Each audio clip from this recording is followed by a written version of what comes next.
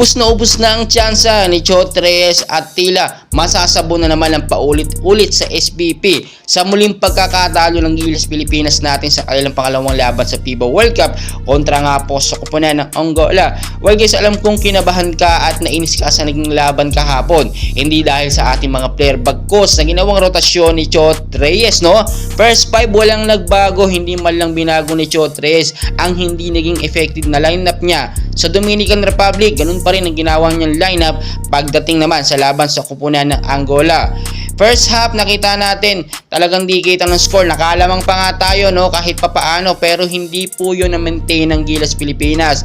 Wala pong duda sa galing ng ating mga player. Ang problema po dito ay yung head coach natin na si Chot Reyes, dahil kahit MVP pa o sobrang galing pa ng isang player, no, kung hindi siya magagamit ng maayos sa loob ng court, bali wala po siya, useless, mababang kulang. Tulad na rin sa bato na MVP ng Korea, maraming napatunayan. Late na ipinasok na ni Chot Reyes nung alam niyang matatalo na or talo na ang Gilas Pilipinas. Parang sige, pasok ka na dahil matatalo na tayo, wala nang pag-asa doon po. Pero yung mga risky game tulad ng first half, hindi po binibigyan ng pagkakataon si Renzo Bando. At sinisigaw ng mga fans, tayo mismo nakakaalam natin kung sino ang dapat ipasok sa loob ng court.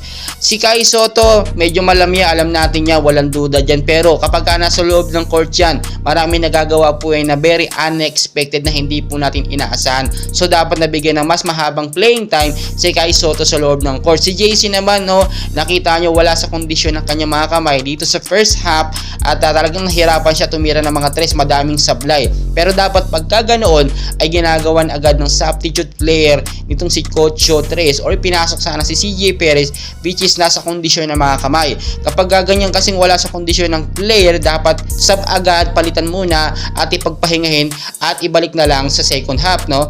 Pero magkagayon man hindi yun nakikita ni Chot Reyes, dahil ang gusto ni Chot Reyes ay yung sigurado or alam niyang mananalo. Pero baliktad po ang nangyayari, no? Yung mga alam niyang hindi mananalo na player o yung mga risky player natin, no, dapat yun ang pinapasok niya. Well guys, magagawin man, laglag man tayo, pero maganda ang pinakita ng Gilas Pilipinas. Congratulations pa rin po dahil karangalan nito na maging host tayo ng FIBA World Cup.